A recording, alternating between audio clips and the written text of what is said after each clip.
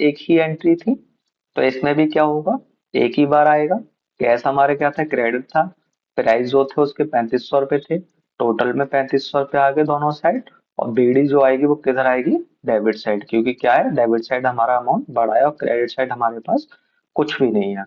अब देखो दोस्तों, मैं जैसा कि कैश के लेजर में समझाने की बोल रहा था, उसी तरीके से हमारा बैंक ऑफ बड़ौदा का लेजर आया है।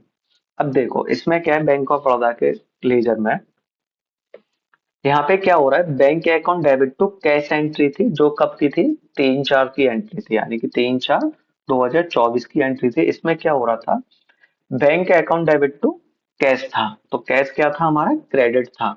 यानी कि हम क्या कर रहे थे, बैंक में 50,000 रुपए डिपॉजिट कर रहे थे, ठीक है। तो यहाँ क्या होगा, जब कैश क्रेडिट हो गया तो हमारा डेबिट साइड आ गया। तो हमने डेबिट साइड क्या किया, 50,000 को उतार लिया। अब हम 6 तारीख को क्या कर रहे थे, हम बैंक से पैसे निकाल रहे थे, कितने रुपए, 10,000। तो यहाँ पे कैश हो गया था हमारा क्या, डेबिट। अब देखो बैंक का नाम नहीं आएगा, बैंक हमारा भले ही डेबिट क्रेडिट किसी भी साइड हो, लेकिन हम उसके अपोजिटर का नाम लिख के चलते हैं। तो यहाँ पे क्या हुआ, कैश हमारा इस जगह पे तो क्रेडिट था इसलिए डेबिट में आ गया। अब इस जगह पे डेबिट था तो क्रेडिट में आ गया, यानी कि क्या हो जाता है, उल्टा हो जाता है हमारा। तो इसमें कितने पैसे निकाले थे हमने, 10,000 निकाले थे। तो इसमें क्या हो गया, 10,000 कैश क्रेडिट हो गया। उसी तरीके से फिर क्या किया था, 9/4/2024 को हमने क्या किया था, एक ड्राइंग के लिए पैसे निकाले थे, यानी कि पर्सनल यूज के लिए पैसे निकाले थे, जो ड्राइंग करके एंट्री बनाई थी हमने, ठीक है। तो उसमें क्या हो रहा था, drawing account debit to bank था, इसमें भी हमने 4,000 निकाले थे।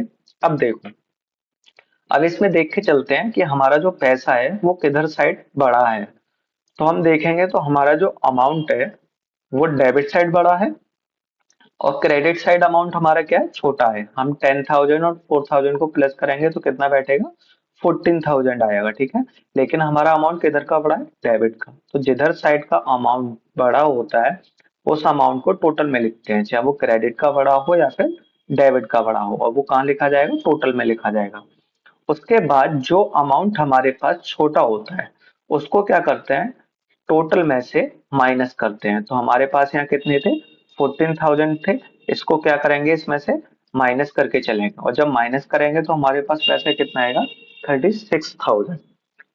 अब 50,000 में से जब -14,000 हुआ तो 36,000 आया। अब ये बीडी हमारी किधर साइड आएगी, तो बीडी हमारी उस साइड आएगी जिस साइड का अमाउंट हमारा बड़ा होगा। तो बड़ा अमाउंट हमारे किधर का था, डेबिट साइड का, इसलिए क्या हुआ, बीडी हमारी डेबिट साइड आ गई। और जिधर साइड का अमाउंट छोटा था उधर साइड क्या जाएगी हमारी, सीडी जाएगी। अब बीडी किधर जाती है,